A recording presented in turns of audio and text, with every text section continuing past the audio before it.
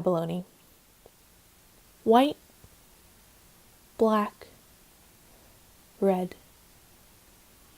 These plant-eating marine snails previously populated the California coast by the millions.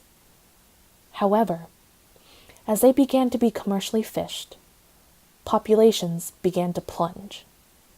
Today, we still see abalone commonly cooked and sold in restaurants as a delicacy. Their shells are often used for decoration and jewelry, such as buttons, rings, and even buckles. Out of all the types of abalone, the white abalone population has become the most affected and endangered in Southern California. But what are these marine snails exactly? What precisely led to the enormous decrease of white abalone in Southern California?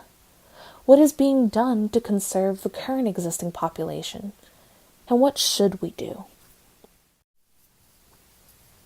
White abalone, also known by their scientific name, Haliotis cerenseni, are a specific type of abalone identified by their very elevated oval shell, reddish-brown outer shell, and white or pink inner shell. Abalone are marine snails that feed on kelp and other algae. The consumption of red algae is why their outer shell often has a red tint.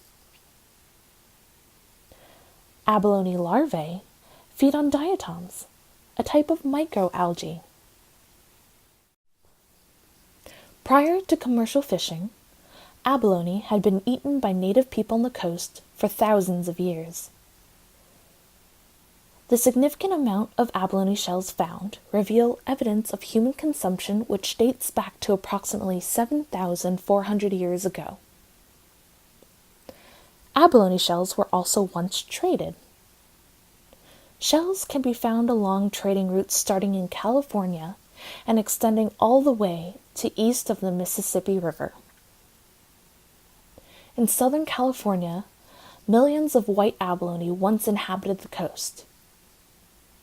Now, approximately 1,600 to 2,500 white abalone exist in the region. In an effort to conserve the depleting population of abalone, in 1997, the California Department of Fish and Game officially banned fishing of all abalone in Southern California. Some efforts already in place by the National Oceanic and Atmospheric Administration, also known as NOAA, include looking at white abalone subpopulations in the wild in California as well as in Mexico. This is done with the assistance of the Mexican government and private organizations. To properly identify the current status of white abalone habitats, NOAA uses acoustic remote sensing technology. Furthermore, NOAA's goals for their white abalone recovery program include the protection of white abalone and their habitats, continue to expand their methods in achieving those goals, create public outreach and education programs, and to ensure financial support for the recovery of white abalone. During the 1950s, abalone fishing and consumption began to increase in popularity. Abalone commercial fishing peaked in the mid-70s. White abalone, and abalone in general, became over-harvested, causing population numbers to drop and hit an all-time low. Another prominent threat to abalone is the withering syndrome. The withering syndrome is an infection of the digestive system. The disease affects the lining of the abalone's digestive tract, causing less production of digestive enzymes and leading to starvation. In an act to prevent starvation, abalone affected by the withering syndrome begin consuming their own body mass, causing a weakening of their typically muscular foot. And as their foot atrophies, the abalone become more prone to predation. And those not eaten by predators typically starve to death. Abalone populations struggle to rise because of their unique way of mating and reproducing, which strongly endangers population levels when fished. They use broadcast spawning, which means they release their sperm and eggs into the water for them to meet.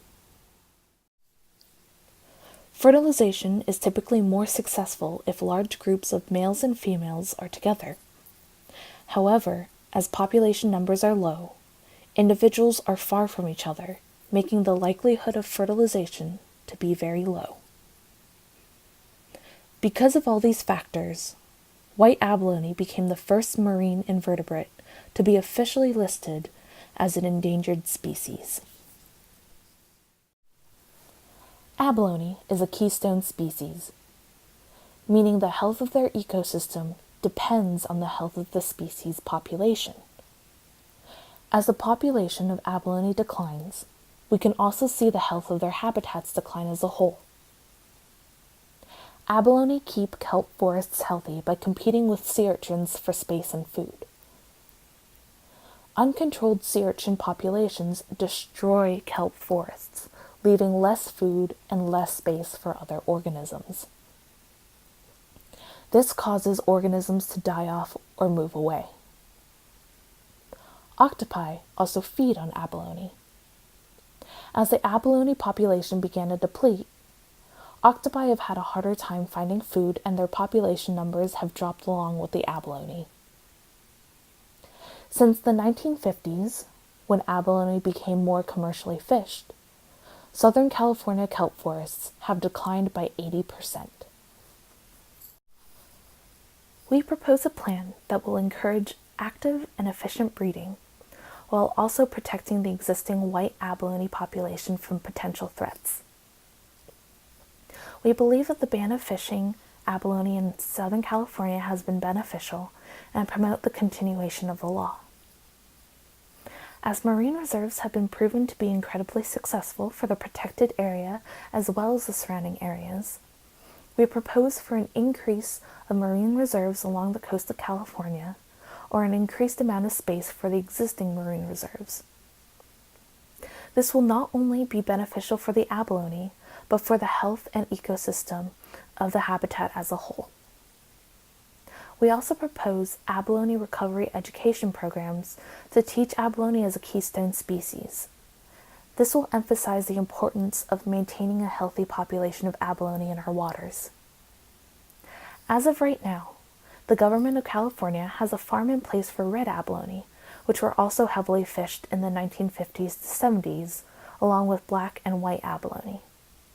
So far, they have been successful in their strides to increase the population and introduce them to the wild. We propose the same to be done for white and black abalone. With these proposals in place, we believe that the chances of abalone populations increasing will be more likely.